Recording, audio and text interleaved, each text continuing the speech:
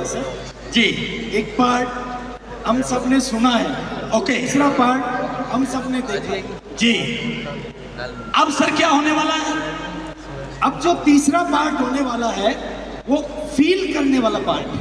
Okay मतलब महसूस करना पड़ेगा उस पार्ट में आपको। ओके महसूस करना पड़ेगा। कोई खास शख्सियत हमारे बीच में आने वाली है सर? अब हमारे बीच में आने वाले हैं अमिताभ बच्चन।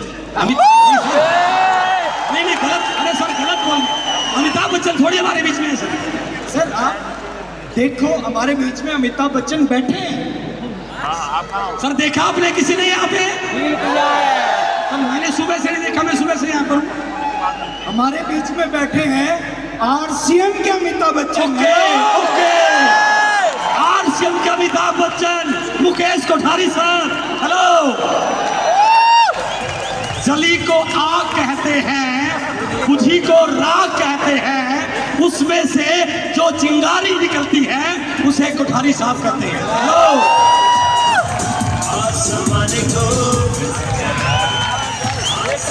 अपनी जगह से खड़े होंगे हम सभी लोग तालियों के साथ, हुटिंग के साथ इनवाइट करने जा रहे हैं आरसीएम के अमिताभ बच्चन, मुकेश कोठारी साहब।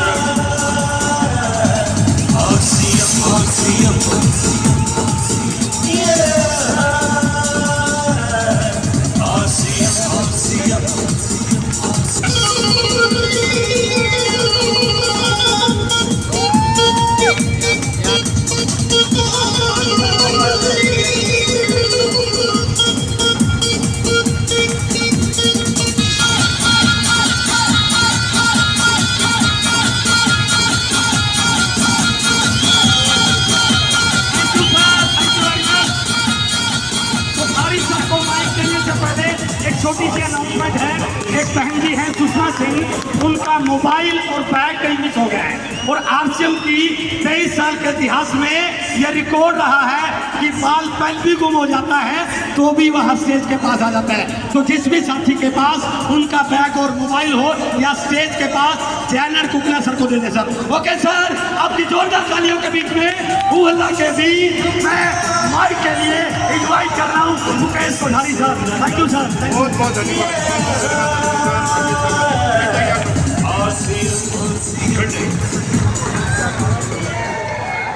सुबह से बहुत ज्ञान की बातें हो चुकी है और ज्ञान हमारे से कोसों दूर है। मैं कोई ज्ञान की बात नहीं करूंगा, मैं अपने जीवन के एक्सपीरियंस आपके सामने रखने जा रहा हूँ।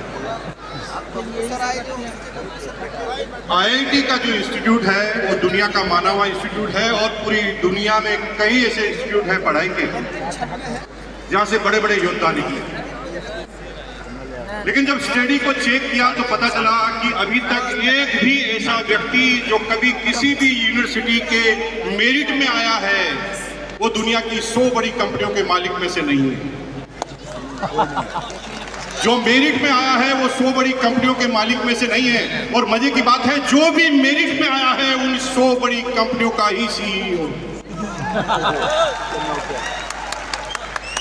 आज हम उसी का विश्लेषण करने जा रहे हैं।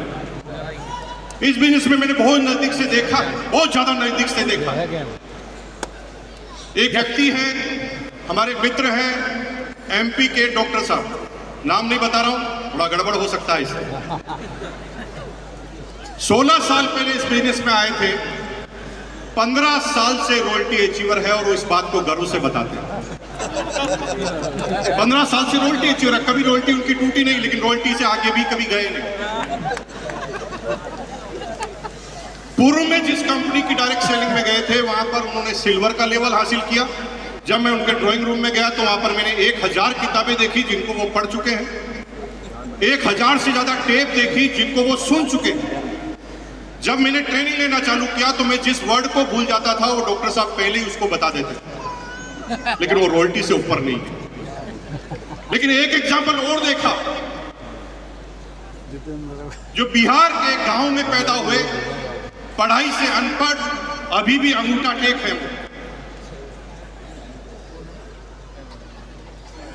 हमेशा आईफोन रखते हैं और वो भी सबसे लेटेस्ट वाला। अभी उनके पास आईफोन 15। पढ़ना लिखना नहीं आता, चलाने के लिए असिस्टेंट रखा हूं। और वो इस बिजनेस के रूबी पिनेचीवर हैं।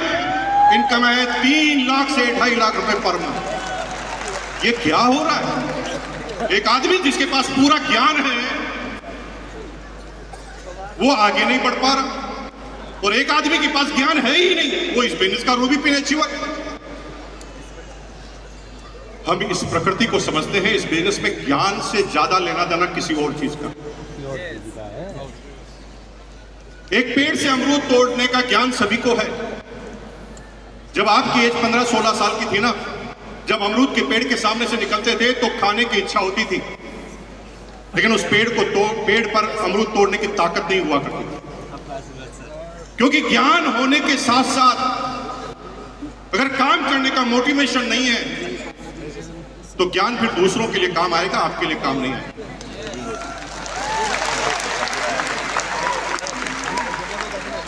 जो ही वो पेड़ के सामने से निकलता था, मन में आता था कि मैं अमरूद खा लूं, लेकिन मन में डर आते ज्ञान की वजह से। अरे नहीं भाई, मालिक आ गया तो, पकड़ लिया तो, इसने मुझे मार दिया तो, मेरे फादर को बोल दिया तो, और आप इन डर की वजह से उस अमरूद को तोड़ते नहीं। लेकिन जब मोटिवेशन होता है, 4 दोस्त जब उस अमरूद के पेड़ के सामने से निकलते हैं, चारों एक दूसरे की शक्ल देखकर ही समझ जाते हैं कि चारों क्या सोच रहे हैं। पहला कहता है अमरूद खाएं क्या, तो दूसरा कहता नहीं, मालिक आ गया तो तीसरा कहता है डर मत, मैं गेट के सामने खड़ा हूं, मालिक आ गया तो सीटी मार दूंगा, और चौथा आदमी कहता मैं स्कूटर स्टार्ट करके तैयार रखूंगा। और आप इस समय अमरूद खा लें। आज मैं जो चीज बताने जा रहा हूं उसे बहुत ध्यान से समझने की कोशिश करना। इस बिजनेस में कोई काम आप धीरे चल सकते हैं, सहायक बहुत सारी चीजें हैं, बेसिक है, कोर है, कार्डिनल है, सारी ज्ञान की किताबें हैं, ये बेसिक है। 3 चीजों को मत छोड़ देना, क्योंकि ये 3 चीजें आत्मा है इस बिजनेस में कामयाब होने की। द फर्स्ट, अगर इस बिजनेस में कामयाब होना है तो माहौल में बने रहना। अगर माहौल में नहीं बने रहे तो आप कितना भी ज्ञान रखते हैं अमरूद खाने का, आप कभी खा नहीं। दूसरा, हमेशा माहौल बनाने के लिए काम करना है। और तीसरा, हमेशा लोगों को माहौल में ले जाना सीख जाना है। पहला बोला मैंने क्या, रिपीट करेंगे मेरे साथ? पहला क्या बोला? माहौल में रहना, माहौल में रहना है। दूसरा है माहौल बनाना है, और तीसरा जो भी टीम में आ जाए उसे माहौल में ले जाना है। क्योंकि मैं अब जिस बात को कर रहा हूं, ये 2022 की जो एनिवर्सरी है उसकी घटना मेरी आप बीती बता रहा हूं। 2011-12 में जब आरसीएम 1 साल के लिए बंद हुआ था तो भीलवाड़ा के सारे लोगों को लगा कि आरसीएम बंद हो गया। मेरा एक दोस्त है, नजदीकी मित्र है, हर 6 महीने में एक बार आ जाता है, मेरे टेबल पर बैठा, और जब मैंने बात की कि आजकल क्या चल रहा है, मैंने कहा भाई हमारे तो क्या चलना की शुरुआत भी आरसीएम से होती है और रात का एंड भी आरसीएम से ही होता है, आरसीएम ही चल रहा है। तो उसने मुझे आश्चर्यजनक प्रश्न पूछा, आरसीएम अभी चल रहा है क्या? मेरा दिमाग खराब हो गया। आरसीएम का टर्नओवर हजारों करोड़ पर पहुंच गया, और ये भीलवाड़ा में बैठा आदमी मुझे पूछ रहा आरसीएम चल गया। मैंने उसको आधे घंटे तक लेक्चर दिया। मैंने कहा आरसीएम का टर्नओवर इतना हो गया, आरसीएम के इतने प्रोडक्ट हो गए, आरसीएम का इतना सिस्टम हो गया, आरसीएम के इतने पिकअप सेंटर हो गए। वो गर्दन हिलाता गया, यस यस यस यस, लेकिन इस कान से सुना, इस कान से निकाल गया। 3 महीने बाद वापस आया, उसे कुछ भी चीज याद नहीं थी। फिर बात चली, क्या चल रहा है? मैंने कहा आरसीएम चल रहा है। उसने फिर पूछा आरसीएम चल रहा है क्या? मुझे भगवान कसम इतना गुस्सा आया। मैंने आधे घंटे तक लेक्चर दिया, उसने फिर वही प्रश्न कर लिया, आरसीएम चल रहा है क्या? और आप भी यही कर रहे हैं, आप भी शब्दों के माध्यम से आरसीएम को समझाने की कोशिश कर रहे हैं, इसलिए कोई आदमी इस बात को मानने के लिए तैयार नहीं है कि आरसीएम चल रहा है। आगे की घटना सुनिए। 2022 की एनिवर्सरी हुई, मैंने छोटा सा अपना ज्ञान इस्तेमाल किया और मैंने उस व्यक्ति को तैयार किया। वो आरसीएम की मीटिंग में आने के लिए तैयार नहीं था। मैंने उसे कहा कि यार भाई इतने साल हो गए साथ में रहे को, 3 दिन साथ घूमेंगे, पार्टी सार्टी करेंगे, बस 3 घंटे की मेरी एनिवर्सरी का टाइम है, उसमें तुझे बैठना पड़ेगा। अब उसको मैं यहाँ लेकर आ गया, लेकिन यहाँ पर सिक्योरिटी गार्ड इतने मजबूत, बाउंसर बड़े बड़े पहलवान। मुझे तो अंदर घुसने दिया, मैं तो कोर लीडर था, लेकिन उसे अंदर ही नहीं घुसने दिया। उसने फिर फोन किया तो मैं फिर बाहर गया। मैंने कहा भाई 3 घंटे की बात है, सिर्फ 3 घंटे, तेरे को मैं बाहर बिठा देता हूं, ऊपर की तरफ बालकनी में बिठा देता हूं, 3 घंटे बाद मैं तुझे रिसीव कर लूं।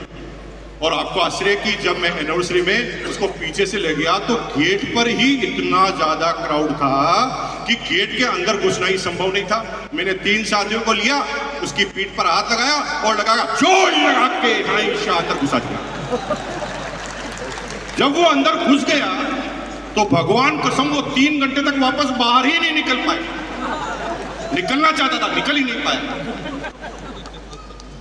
उसके दिमाग में वो चीजें उसने देख ली जो सुनने से असर नहीं होता था।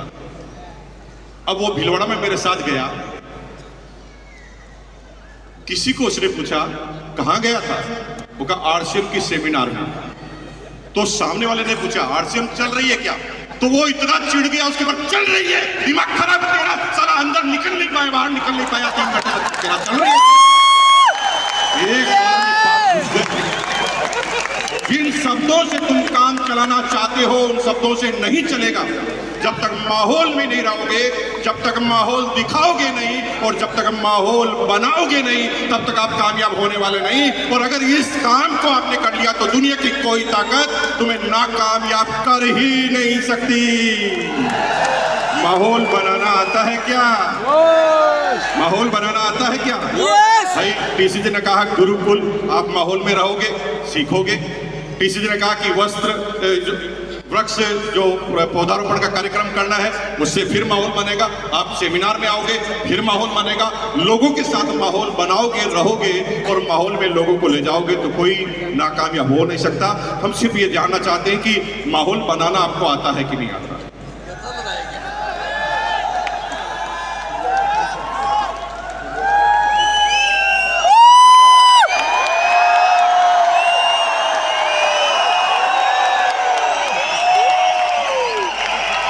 ऐसे तो आपके घर के लोग नहीं जागेंगे भाई। तुम किस माहौल की बात कर रहे हैं? खड़े हो जाइए, एक बार खड़े हो जाइए, खड़े हो जाइए। इस पूरे स्टेडियम में जगह जगह शीशे लगे हुए हैं। बाहर जाकर आया तो पुलिस वाले कह रहे हैं कि ये कैसी सेमिनार चल रही है, साला बाहर तक आवाज तक नहीं आ रही है। मैंने कहा भाई ये बिच्छुओं की बारात है, तुम सरदार का नाम मत पूछ लेना, ये सारे जोश मशीन हैं। दोनों हाथ खड़ा करके बोल सकते हैं क्या? बहुत बहुत धन्यवाद। नीचे बैठ जाएंगे क्योंकि मैं अब उन माहौल बनाने वाले व्यक्तियों को आपके बीच में प्रेजेंट करने जा रहा हूं जिन्होंने लगातार माहौल में रहने का काम किया, हर एनिवर्सरी, हर फंक्शन को अटेंड किया, गुरुकुल को अटेंड किया, लगातार लोगों को माहौल में लेकर अपनी टीम की ज्यादा से ज्यादा लोगों को बड़ी बड़े फंक्शन में बिठाया और हमेशा एक्साइटेड रहे अपनी बात करने के लिए। जी हाँ, उन्हें कहते हैं स्टार इमरान। स्टार इमरान